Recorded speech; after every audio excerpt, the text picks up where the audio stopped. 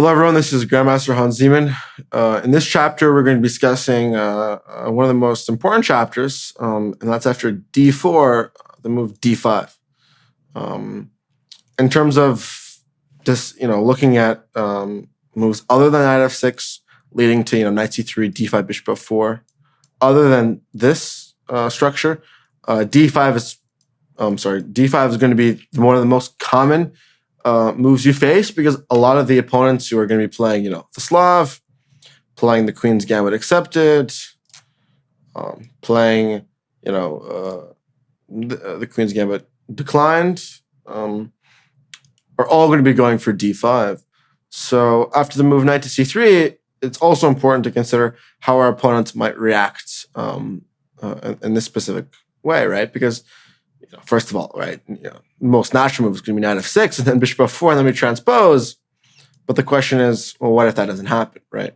So it's important to sort of evaluate here, again, how people can take us out of our repertoires where we feel comfortable.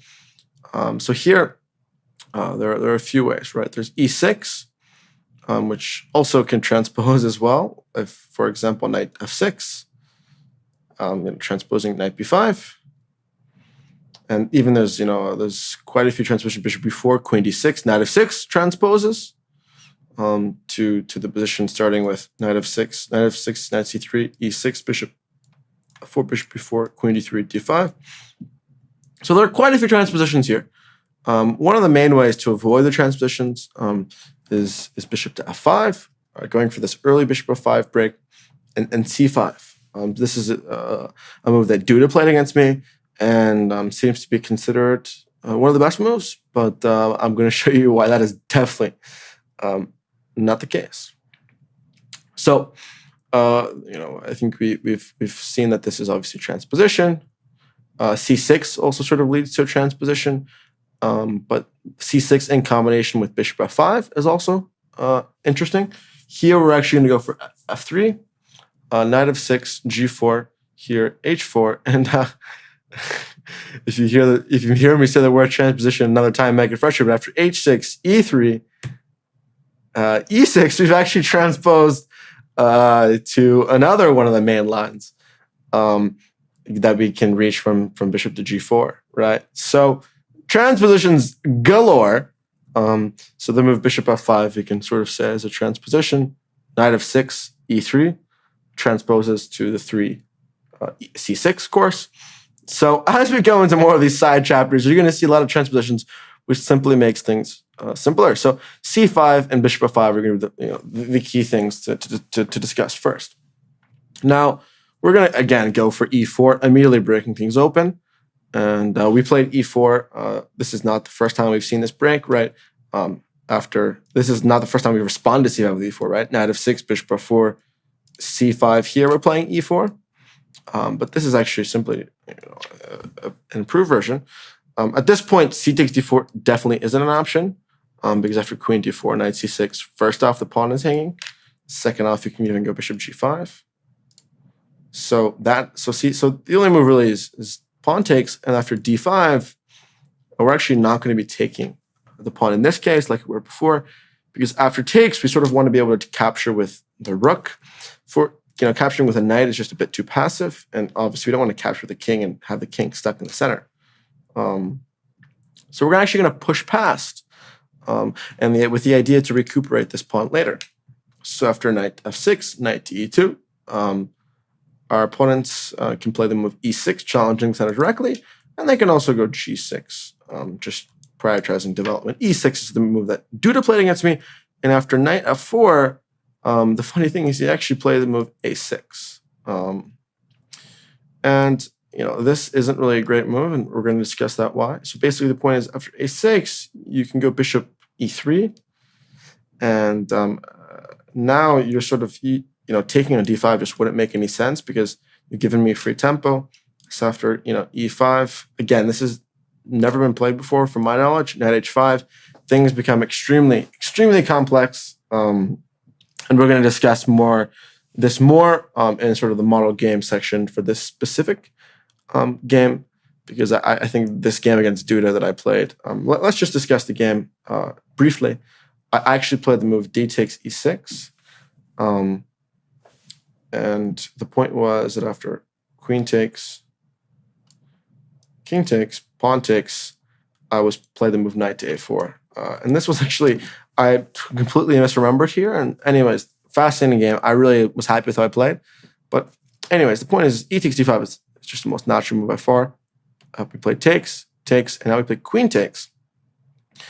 And again, we're sort of threatening some checks, threatening some other checks. So it's important to trade the queens off. And after takes, bishop d6, bishop e3. This is where things are actually, we're down a pawn.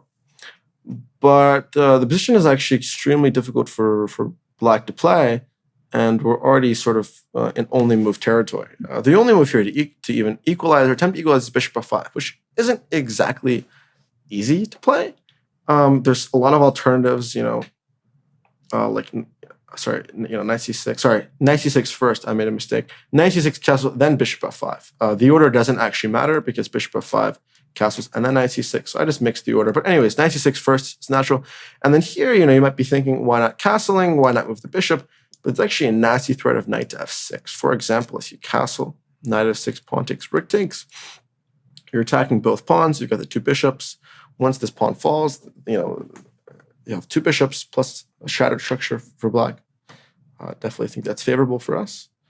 So it's sort of unclear what they're going to do, and you actually have to just play bishop f5 to protect the e4 pawn. But this is where things get fun. We give the check anyways, forcing the king up, and then we give another check. And then we're like, is this a repetition? Is this all you've got, Hans? But after king e8, something has changed about this position, hasn't it? Castling isn't an option. So now we can actually, bring the bishop to c4, bring the bishop to b5, bring the rook to e1, and then, slowly recuperate the e4 pawn while the king is stuck in the center. Because if you play this immediately, then they could castle king side or queen side. So that sort of forces our opponents to go to f8 or to e8. Because if you go to e8, there's no point of going to e8 because you're going to have to end up moving to f8 anyways. And now we go h3, preparing g4 to play bishop to g2. And again, we have a huge lead in development. The king is terrible on f8. And, we're going to play rook h1. We've got knight c3 as a discovery, always attacking the bishop and then recuperating the e4 pawn. c5 is weak as well because the bishop always is putting pressure there. I'm happy here. The most interesting line is actually the best move is king e6, the only move to equalize. And, of course, the move is knight back to c3, right? We've got knight f6, knight d5, knight c3. It's like a roller coaster of where is this knight hopping, where is this knight jumping?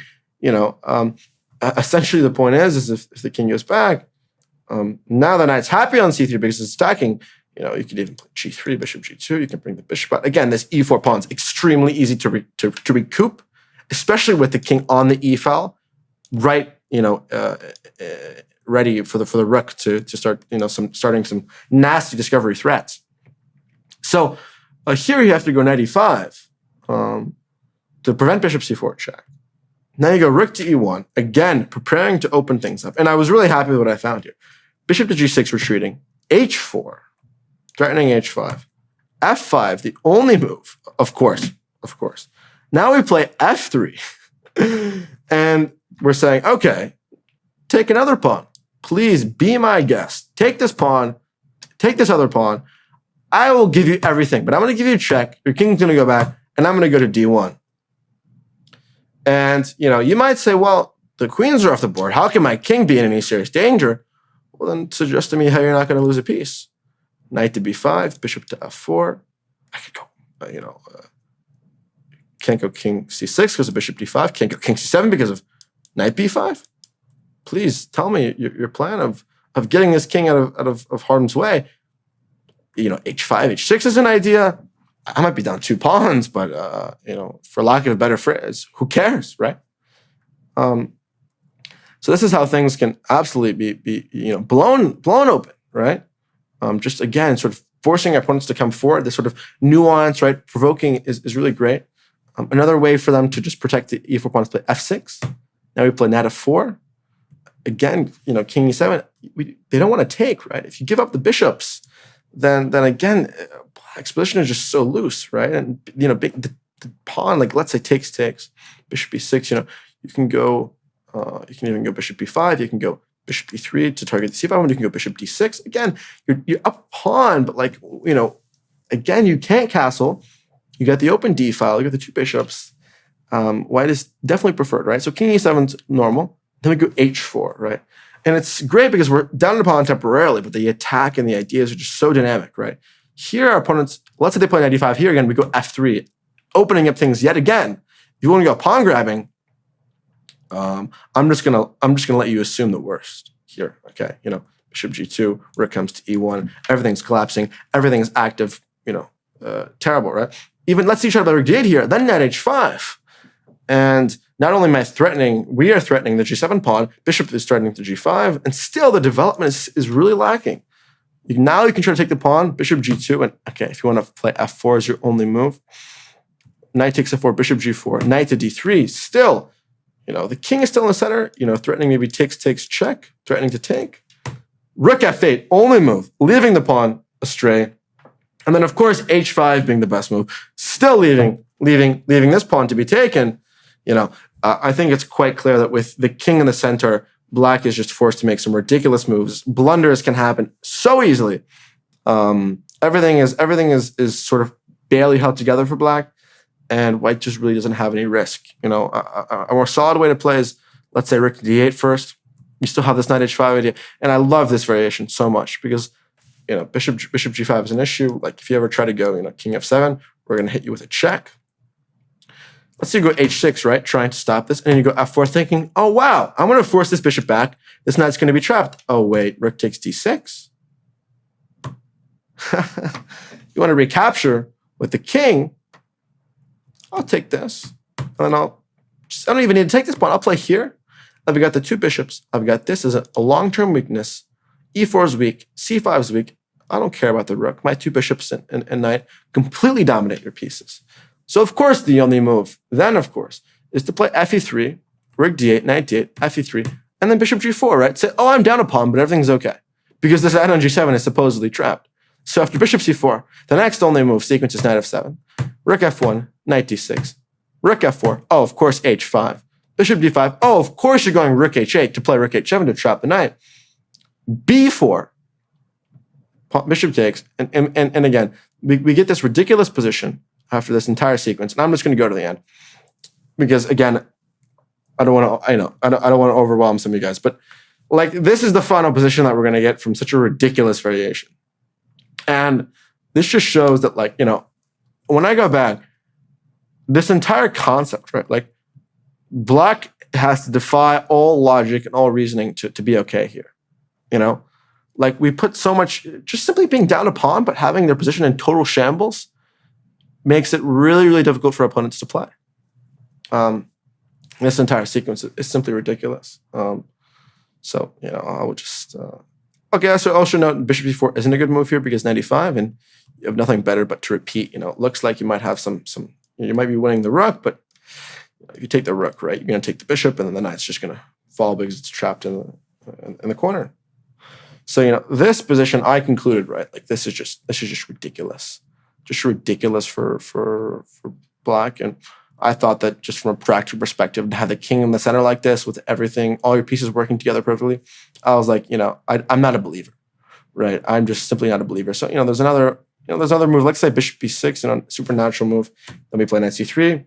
Bishop has to move back. Then we recapture the knight, recapture the pawn on e4. Then we're putting pressure on c5 immediately after. King is still in the center. So bishop b6 is a really quick mistake. We mentioned castles. We mentioned f5, we mentioned bishop f5.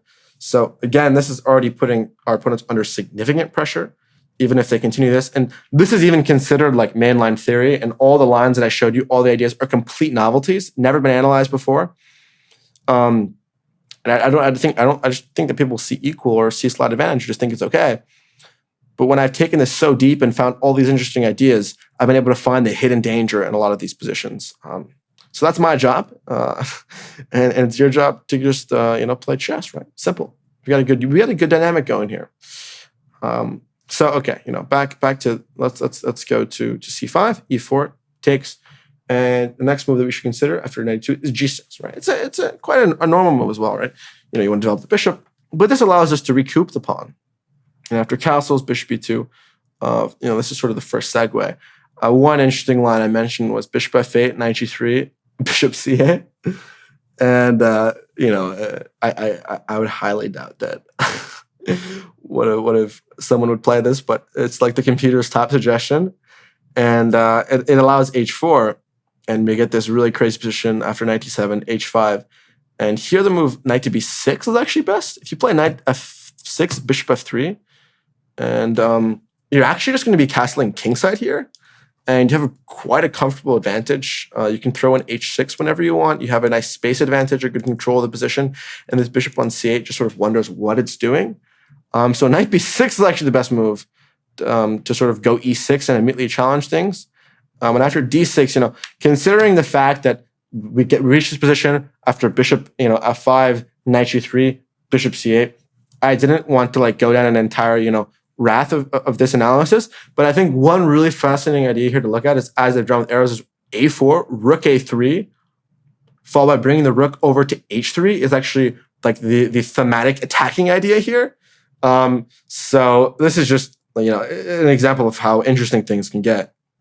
But on a more realistic end, knight d7 is going to be played 99% of times. And after castles, now their options is knight f6. There's also b6.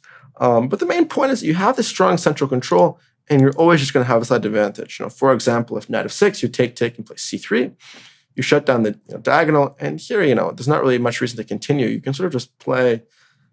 I drew quite a few arrows here, but again, you have a space advantage. The bishop is sort of unclear. These bishops are just not great, right? Because the diagonals, maybe b6, bishop b7, but then it's sort of stuck on the d5 pawn, which is not really going to be moving much. So you have a space advantage, you have a slight advantage. You play, rook e1, bishop h6, queen d2, just slow, normal developing chess. b6 is a little bit more critical because it's putting some direct pressure on the center. Here you go c4, and after knight f6, knight to c3. And here, this is, the best move for black here is actually to play e5, which is absolutely ridiculous. And this is the only way to equalize, or even, and let's just first look at how ridiculous the equalizing sequence is. So you play bishop g5, h6, bishop e3, knight e8, right? Pretty normal, bring on knight to d6, blockading. Here after queen d2, king h7, f4, knight d6, takes, bishop f4, rook e1, right? Rook e8, very natural, right? You want to recapture with a rook, bishop d3. And here, right, you might think, well, maybe black is probably a little bit worse, right? Because this structure is quite strong, and maybe the king can be a little bit weak. Of course, the only way to equalize here, by a long shot, is to play bishop f5, bishop takes f5, and knight takes f5 might be played by any human being, but actually g takes f5 completely equalizes. I would say that it's still dynamic equality. It's not like the game's over. We're gonna, shake hands, but this, you can just actually, take with this, and who cares about doubling your pawns because this knight is just so strong. But this is one of the variations, right? If knight f5, then, rook a1, and you still maintain some initiative. And the passed pawn is quite a strong pawn at that. So this is just a representation of how ridiculous it can be, right? But if you're a normal person, you play move like bishop b7, now you go bishop g5, you complete a development. If you stop any e6, e5 idea, you're just going to have a space advantage in a very comfortable position. e6 immediately, we go bishop b7, bishop f3, sorry. In response position, we go a4, really clamping down on the queen side. And after, c takes ed, cd, let's say they go try to, block with d6, we have them break a5. And the entire point behind a5 is that we want them to take to sort of weaken the c5 pawn, because that's sort of the core of the blockade, right? Let's say they take, then we can go bishop e3 and target the c5 pawn with, bishop e3, knight a4. And then this pawn, once the c pawn is taken and the blockade isn't as strong, this pawn will be even stronger. But after knight d6, we go a6, forcing the bishop back, and then bishop to f4. And all the pieces coordinate very well. The d5 pawn is strong. The a6 pawn can be a weakness, but it's also very difficult for black to deal with. You're going to go rook e1, queen d2. And it's unclear sort of how black is going to play, right? Because in the endgames, this pawn could be extremely strong. And black is still also unclear, not really fully developed as well. The rook on a8 and bishop c8 are just not really doing much. So this is a possible path as well, right? Queen d7, a normal way. You just simply go queen b3, and then we're going to go h3, rook d1, bishop b3, and really just consolidate the d pawn. Once the d pawn is consolidated, we have central control, limiting our opponents a little bit passive, and then we have the a5 break as well in reserve to sort of weaken the black pawn structure as well. So throughout this position, if our opponents aren't going for this ridiculous e5 break, then we're going to be okay. But even here, there's another interesting idea, like with g5, things get ridiculously complex. But again, this is all sort of uncharted theoretical waters. After b4, there's this ridiculous race, and things become extremely complex. But again, I don't want to overwhelm you and overcomplicate things, but essentially you're going to be racing, right, to break through. And white still has a significant advantage here. It's just that things become extremely complex. But king h7 is by far the most logical move. But I think with the strong structure, you're bound to get an advantage regardless of sort of how things go. I think we discussed all the possibilities here as well. So in regards to the sort of the c5 move, with c5, e4 takes and d5, I think it's safe to sort of say that I've mentioned this theme of in my analysis of me sort of really finding holes in the current theoretical opinions or the theoretical consensus from top players throughout specific openings. And I would definitely say that this is another hole, right? Like if Duda is playing a6 here, which is definitely not really a great move, and he's not really too knowledgeable about it. Duda is someone who's quite a decent player, although I did crush him. I'll just throw that tidbit in to add to my humility. That's truly a representation of how much uncharted territory is, and how we can take them into the jungle. And I've reiterated that a few times, right? So other than c5, the other move that doesn't really lead to a significant amount of transpositions is bishop to f5. Now in this case, we're going to be playing f3, immediately going for the e4 break. And now here, knight f6. The point is g4, bishop g6, g5. And after knight h5, we're playing the move e4. And the funniest thing is I was playing Untitled Tuesday. And after f4, like in the beta test, someone suggested, well, what happens if e6? And I didn't think to consider it because I was like, it's obvious that the piece is going to be lost after bishop e2, right?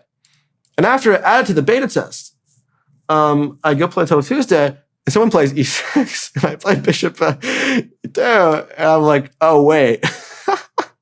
I just won the piece. That's nice.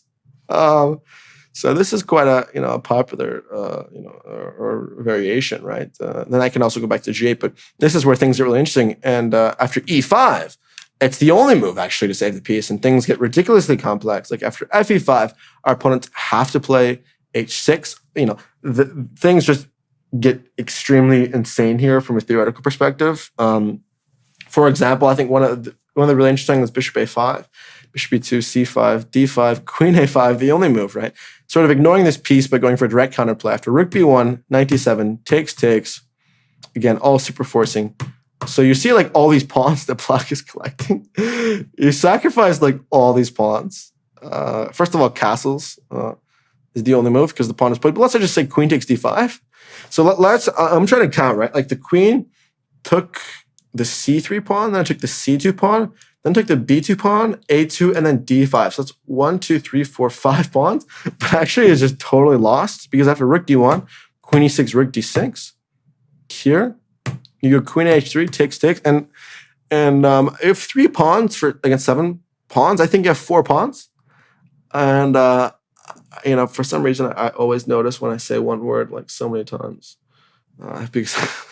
It's the last time I should have this time, but actually we're gonna recoup this pawn. Every time I say pawn, I'm gonna have like nightmares. And the king actually doesn't have anywhere good to go. Like if there's ever castling queenside, f7 is gonna be super weak.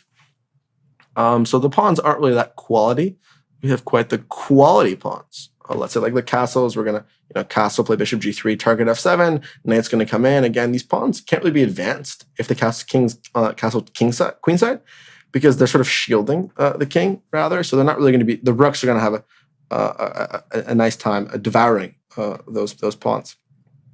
Another example is in this case after castles knight e2, then we take. Then here we get knight to g3, knight takes e5, knight f5, and we're down 5 pawns here. But of course, queen e8 castles, and of course the only way to survive here is king g2, knight d4. Like if you do not trade this knight off immediately, you're going to be checkmated. And after knight d4, c d4, rook d4, okay, things are from an objective perspective, it's equal, but I think playing with the piece is always easier, especially with the fact that the e4 pawn is likely to fall, right? Black doesn't have any winning chances here because with the piece, there's only so much that can really happen, and the pawns will sort of be collected slowly enough, but probably not enough to win. There's chances for both sides, which is how I would conclude it. But okay, this is another ridiculous variation that I found here. Okay, but for all serious purposes, like the most likely move is to play h6, right? Because you want to protect the pawn with the knight of the rook. Here we play queen to g4, preparing to take back with the bishop, and also hoping to castle as fast as possible. And now queen d7 is actually extremely critical, right? If a normal bishop b3 lands in huge trouble, bishop e3 takes knight g2. And again, we're down a pawn, but once this e4 pawn falls, you're sort of going to be asking yourself, and once you castle, again, white is just such a massive lead in development that black's position just is not that great. So that's, let's say you go queen d7 and you're very precise. Then you trade the queens, you go takes, and here actually you cannot even take this pawn back because then you're basically lost. You actually have to play c5, of course, ignoring the pawn. After bishop e3, takes, finally taking the pawn, knight e2. Black should challenge the bishop by playing bishop c5. And after takes, castles. Knight e6 is extremely strong because it's preparing to bring the knight out. Again, this knight is just a very, very bad piece because it's just sort of stuck. After knight d8, knight d5, again, stopping the knight from coming out. The goal is to sort of keep this knight stuck. Rook d8, bishop h3, knight g5, bishop g4. This was sort of an interesting variation, right? And you might wonder, like, what if this, what if that? Again, this is sort of more of an illustration of the opening. And again, I think in video, especially, I can illustrate the themes and talk about things and verbalize them well. So I feel like it's just sort of more instructive. But yeah, this is just sort of to show how ridiculously precise. Like you make one mistake, you take on h6, suddenly knight g2, c5, bishop e2. And if you take this pawn, again, the king is totally in center and just stuck, right? And the extra pawn on e4 is going to do much. Let's say bishop e7, castles, takes here, rook g1. You're going to go rook f1 next. Again, the king is stuck with 2 open rooks and all the pieces, staring. Bishop a4 here. Bishop is targeting here. Like everything is staring at that black king. And you might, the queen's not being on the board really just doesn't give black the safety net that they probably were hoping for.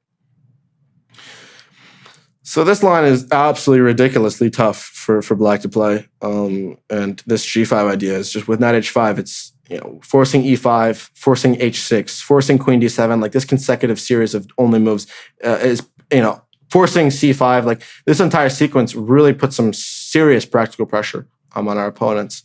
So we can also look to knight g8. Now we play h4, threatening, h5. After h6, we play e4. Again, immediately going to open things up. We have a great initiative. We've gained time. The knight on g8. This has gone backwards. The bishop on g6 is the only piece that's developed. After e6, trying to consolidate things. For example, like if you go takes, we have h5. The point is that it's sort of awkward of where you're going to go, because if you go here, we take with tempo. If you go here, there's also some g6 ideas, takes in here. It's like, again, a huge center. Position is in shambles. Very, very difficult for black to play. So you want to play e6, keep things solid. Now knight h3, of course. And the threat is knight to f4, so you have to take the pawn. And now we actually just take it with a bishop to provoke f6. to just go backwards, giving away the pawn to go queen e2.